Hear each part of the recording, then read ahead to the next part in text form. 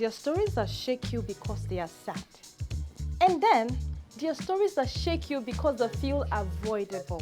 A few days ago, news broke that a young, fast-rising singer lost her life after a snake bite inside her apartment in Abuja. By the time help was sought, there was one major problem.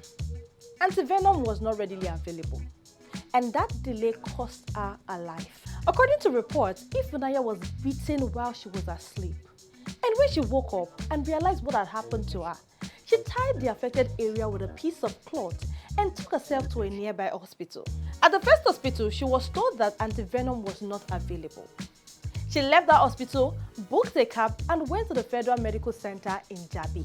Now, at FMC, she was admitted, but reports indicate that the anti-venom treatment was not administered immediately. While doctors attempted to manage her condition and provide supportive care, her situation deteriorated. Well, sadly, she later passed away. Her brother has since confirmed the sequence of events, stating that they were in constant communication while she was moved between hospitals. According to him, she was still responsive at the time and even sent a photo after she was admitted. Now, this news of her passing spread widely online, leaving fans, fellow artists, and music lovers in shock. Many took to social media to express grief and share tribute, describing her as a talented vocalist with a growing presence in the Nigerian music scene.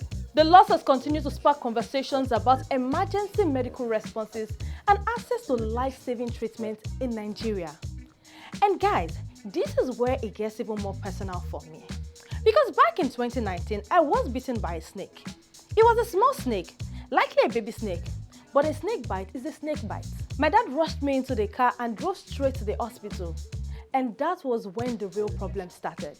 We went to 4 hospitals. First, a private family hospital, no anti-venom. Then a general hospital, they did not admit me, neither did they give me anti-venom.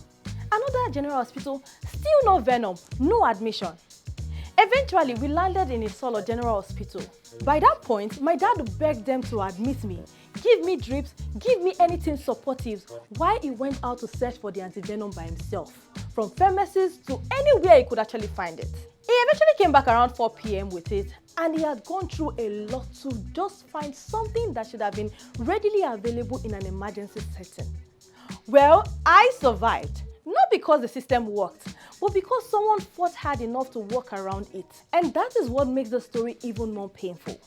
If anti-venom was that hard to find in 2019, how is it that in 2026, we are still here?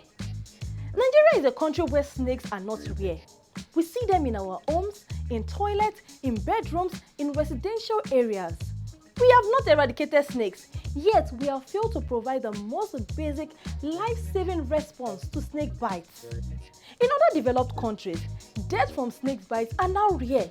We are talking decades back. And here in Nigeria, my country, people are still dying, not because medicine does not exist, but because it is not available when it matters the most. So when we pray that God should protect us, you know that we are not just praying about this protection, but because you know that if anything goes wrong, you are largely on your own. And that is the terrifying reality. Well, all we can do now is extend our deepest condolences to the family of the young singer whose life was lost. May her soul rest in perfect peace.